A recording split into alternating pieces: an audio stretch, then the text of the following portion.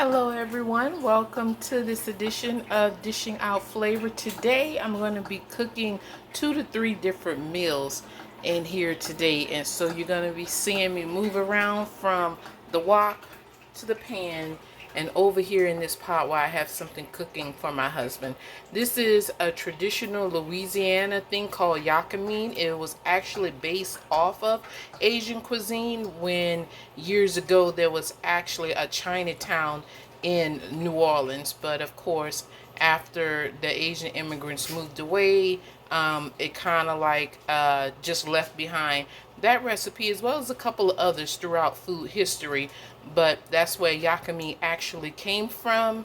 But Louisiana has put their touch on it, and therefore it has become something totally different. But that's what's brewing back there. You'll see the end results. Okay, in here I'm going to be shifting the wok from this side of the stove over to this side and pulling the other pan up while things are going, because also behind me was going to go in this pan of mushrooms, turnips, and carrots will be some chicken, and I have the fryer on behind me. Let me get started.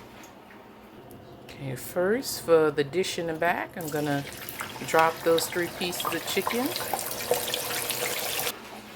Okay, and for the wok, I have my choice vegetables there. I have a little bit more vegetables in here than I normally would because some of this is going to transfer to the pan in the back. So here I'm making the braised. It's going to be braised chicken, just like I braised the short ribs for the pork as well as the beef. So my girls love the beef braised so much that today we're going to be attempting the braised with chicken. But then I'm also going to be making sort of a chicken soup, and I'm going to add some noodles to that. I posted a video months ago about some great Asian finds of noodles that I found at the Asian shop. And if you all here in Fort Worth want to know where I get all of my Asian ingredients, leave me something in the comment section and I'll message the address. I mean, it's a store, it's public, it's not like it's something, hidden for no one to find. So let me know if you want that address. Anyway, let me get back to my food.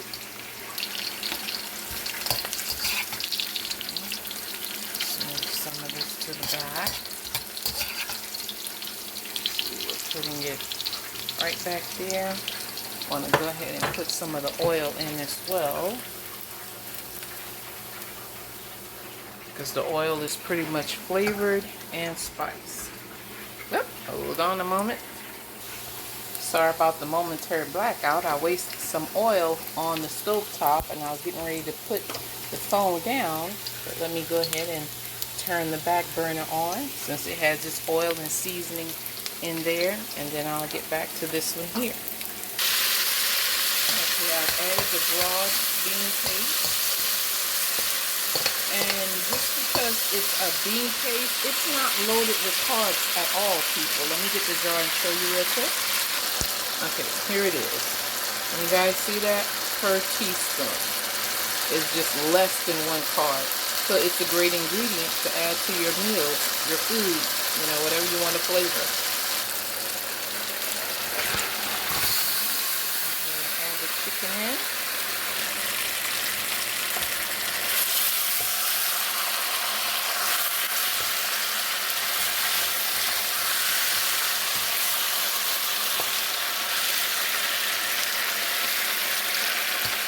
Okay, this is doing real good. We're just gonna let this simmer some more.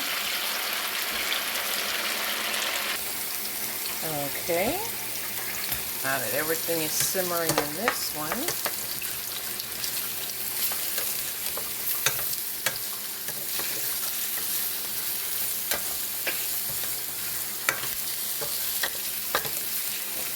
and if you're just catching on to what's going on in the kitchen, just joining me, just finding my channel, my website, I do medicinal low-carb cooking, and so I do all of my own recipes. They're all originals. I'm not streaming someone else's website, finding their recipe and trying to find a way to make it my own. I'm in the kitchen all the time because I constantly think about different things that I want to eat. Let me put this together. Let me try that. And so I come up with my own original things. This is my own particular style of cooking. Excuse me. Whew, those peppers. Like I was saying, this is my own style of cooking. Okay, it's time to switch. Okay, for the dish in the back, I'm going to go ahead and add the water.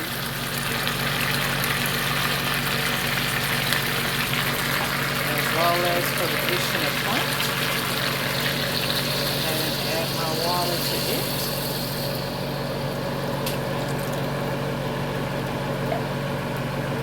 Alright, let me get some more ingredients going.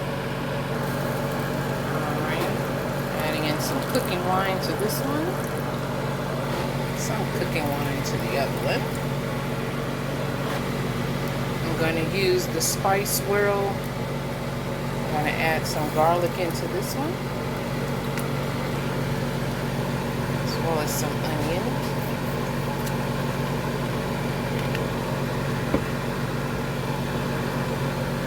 And some ginger. I don't have to add that to this one because there's already lots of ginger and everything in here. So let me get my other ingredients. We're going to add in some chicken bouillon. And the one in the back as well. Okay, I'm going to add some Truvia to both.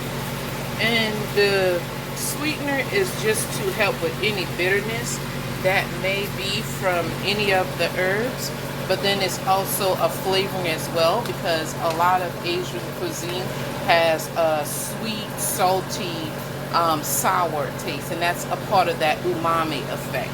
So you always want to create that. Alright, let me go get the other chicken. Okay, those pieces are looking good.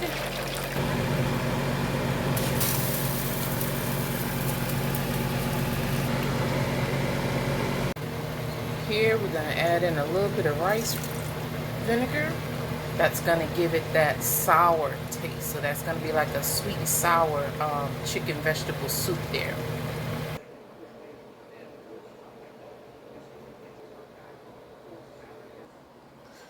Okay, and here we have the Yaki. In Louisiana, I think most people just put on vegetable oil or whatever their favorite oil is, but it's actually supposed to be sesame oil, and that's what you see here. So, you know, I made it taste more Asian-like than what the Louisiana one is by actually adding sesame oil and not just vegetable oil. So if you want to up the flavor for your dish, guys, you know, hit it with a little bit of sesame oil and put some cooking wine in there. Alright, that's dish number 2. And here's the final dish, guys.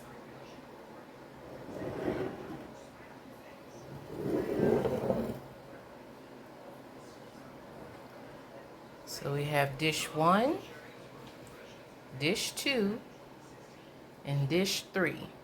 So you guys have witnessed me cook 3 meals in one setting. So, alright, that concludes this edition of Dishing Out Flavor. Go and eat, be happy, be merry.